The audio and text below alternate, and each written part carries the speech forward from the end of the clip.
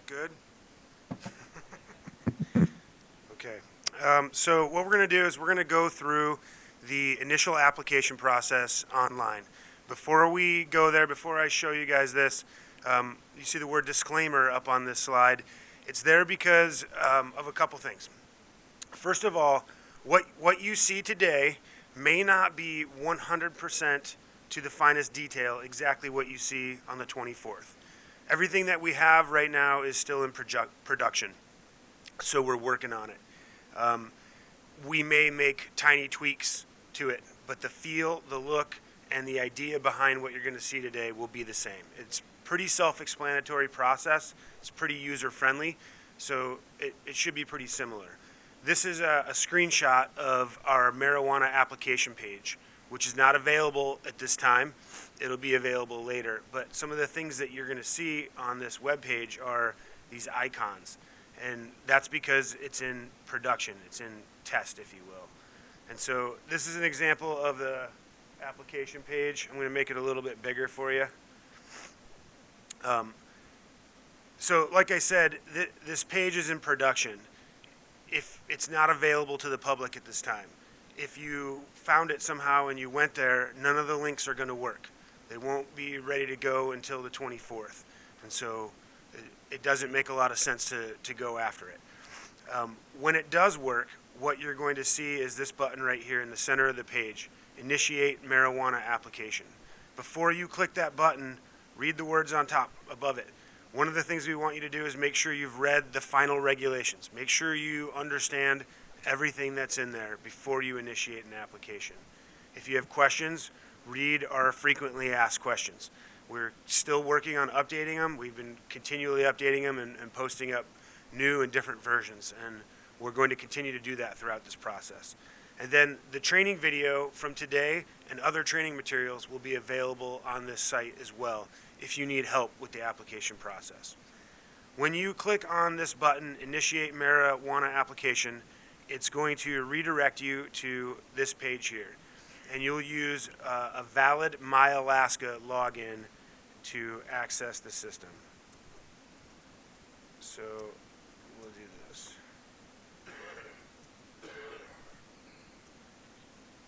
So you enter in your login and hit enter, and it will redirect you to this page. This is your account home.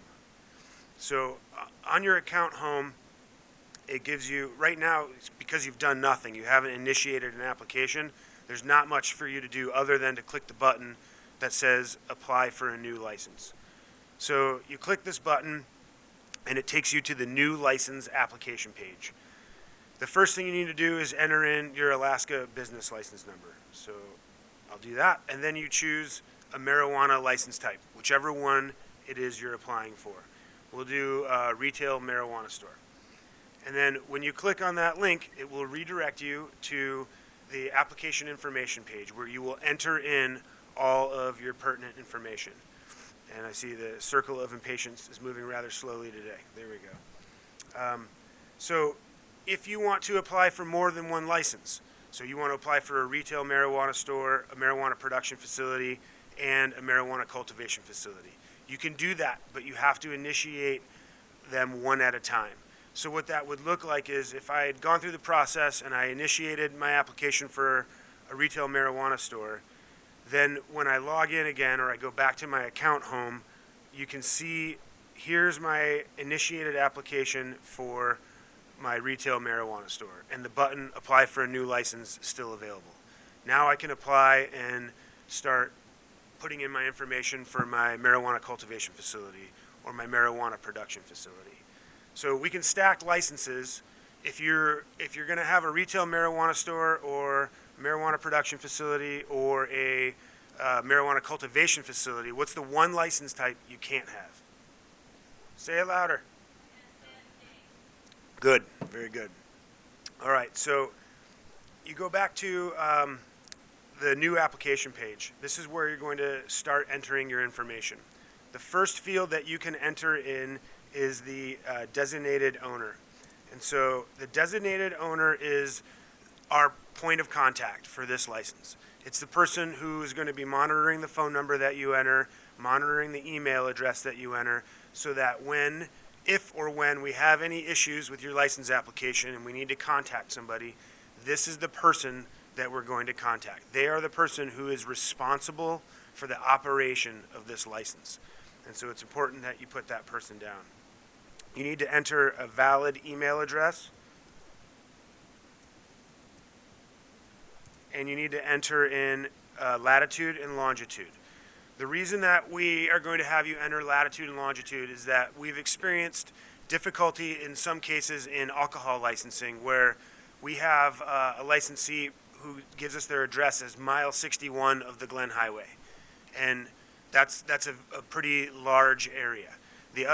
This helps us narrow it down a little bit with the latitude and longitude. The other thing is that in the future, eventually, we would like to create maps of where all of our licensees are, and we could kind of see it, and then create mobile applications for our enforcement officers when they're out in an area doing walkthroughs, doing meet and greets with people, or doing inspections. They can look on their application and say, you know what, I can see where everything is, and I can see when they've last had an inspection or when they need an inspection, and it creates efficiency and reduces cost all the way around. So that's the reason for the latitude and longitude. You will enter in your latitude and longitude in degrees, decimal degrees. So if you're familiar with latitude and longitude, this is a more uncommon format for entering it, but this is how it goes in there as a fraction. Let me make this a little bit bigger. Your longitude needs to be, both latitude and longitude need to be valid Alaska latitude and longitude. If you enter one for the lower 48, it won't take. The other thing that you have to understand is that it didn't work here when I entered 149.886. Why didn't it go? Anyone know? Minus sign, right? Longitude goes two ways from the prime meridian, so positive and negative. So here you need to enter the minus sign. So you need to enter the physical address. This is the physical address of the premises. I'll enter in the address for the Atwood building. I doubt we'll ever have a license there, but you never know. Okay, so another thing to note is these fields can collapse when you come onto the new application page. They should appear open, but if they're not, then you just need to expand these fields. For the owner information, notice that it pulled the Alaska entity number over from corporations and professional business licensing's database. When I entered in my valid business license number, it pulled the entity name and the entity number over for you. So you enter in a valid, not that one, valid phone number. Sorry, I can't see very well up here. There we go. And an email address. Again, it's important that we have this so that we can get a hold of you. Same thing with the address. This is the address for the owner, and you need to make sure it's entered in there.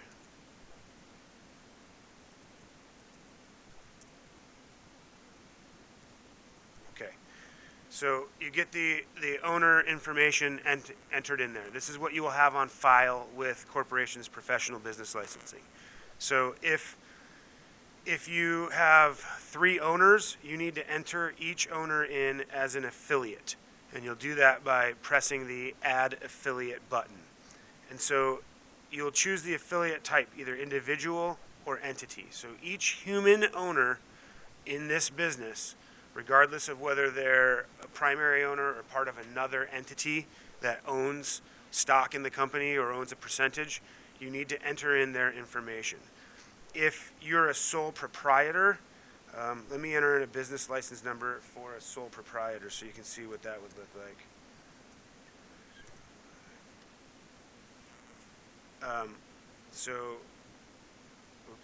What you can see here is Louise Test is the individual, the sole proprietor of this business, and the owner information is a little bit different because the owner, the business license I entered in my first example was an entity. It doesn't have social security number or date of birth there, but because this is a sole proprietor, then this is where that owner information gets entered. Does that make sense?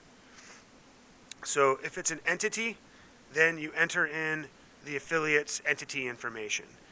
You must then go and add an affiliate for every human owner of that entity.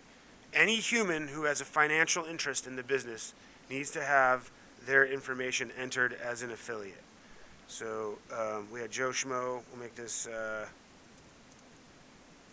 Steve Schmo. Okay.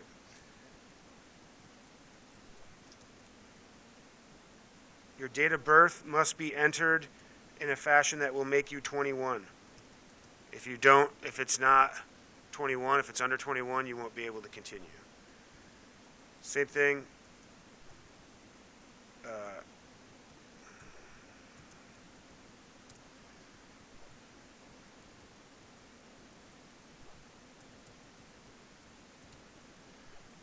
Just an A. Okay, and so maybe this information is probably going to be different for your affiliates than it is for the owner.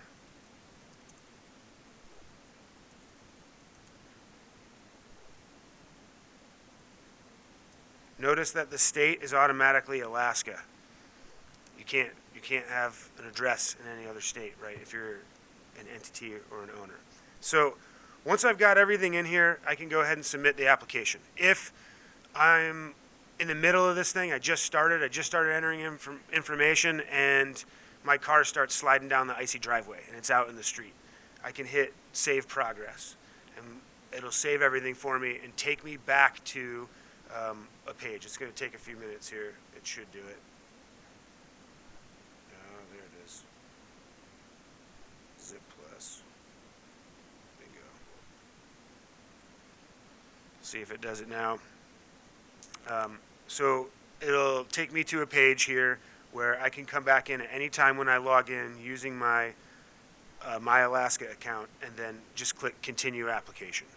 So I click Continue Application. I come back in here, I make sure all my information is good, or I finish entering my information, and I can submit it. When I submit it, it's going to take me to a license review page. And we're running off of a VPN right now, so it's a little bit slower than it will normally work. So the first button you're going to want to press is the review application. So this is all the information that you entered, and it appears as a PDF. So you come in here and you just check everything. Yep, designated owner, Joe Schmo, Steve Schmo's my entity affiliate. Everything looks good. If it is good, you can highlight the bottom here in the PDF and either print or save the document. But then go back and hit Submit Application if it's good. If it's not good, then you can go back to your license summary and correct any information that you found to be incorrect. Once you submit the application, it brings you back to this page. So this is, you see the license number. That's the first thing to take note of. This does not mean that you have a marijuana license at this point. This number will be your license number should the board approve your license at their next meeting, but this is just a placeholder, if you will. Also notice that the status is initiated. I can make it a little bigger even. So if you start an application and you don't enter all the information and you save it and you don't ever hit the submit button, the status will be new. Once you've done this, the status will be initiated. And then throughout the life cycle of your application or license, this status could change. So when it gets granted, the status will be active. If years down the road you run afoul of the board, it could become suspended. It could become revoked. So there's all different types of statuses, but your status will be right there. On the right, you see actions and documents. This is the important part for you. So you have the advertisement notice. If you click on this, it opens up a PDF with the exact verbiage that you can send to whatever newspaper you're going to publish your once per week for 3-week advertisement.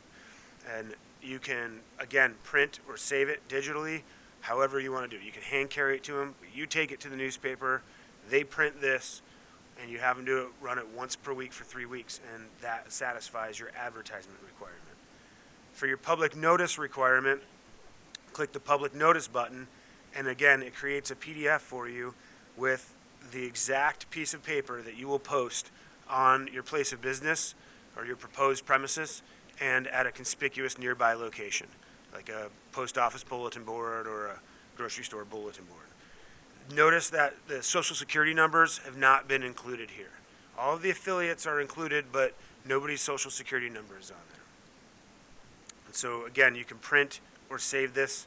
You're going to want to print at least 2 copies. You might print more for your records.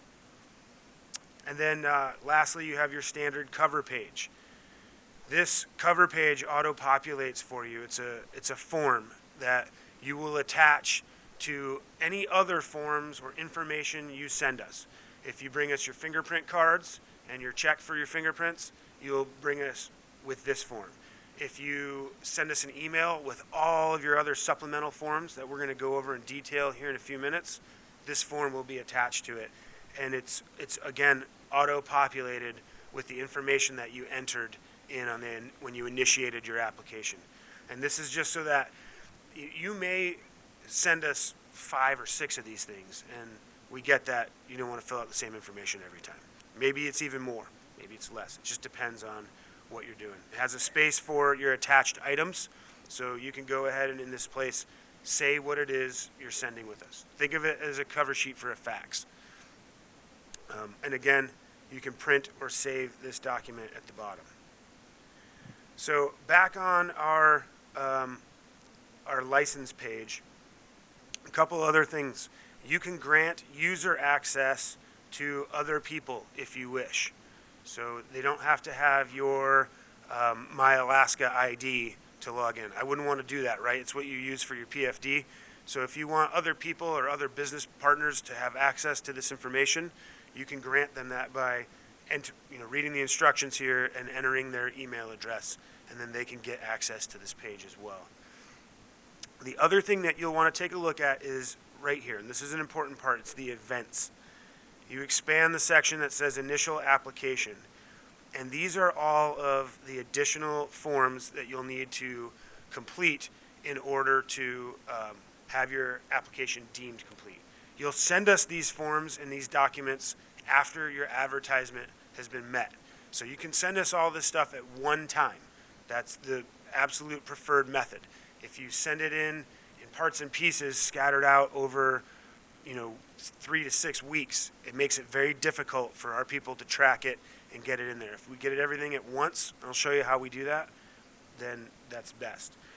Once we receive the items, what we'll do is we'll go in and mark them as received. And what that will look like, hopefully, we'll see if it does it. I think it's going to log me out.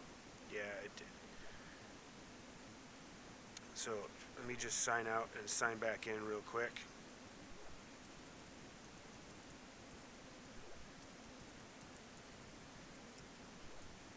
Oops.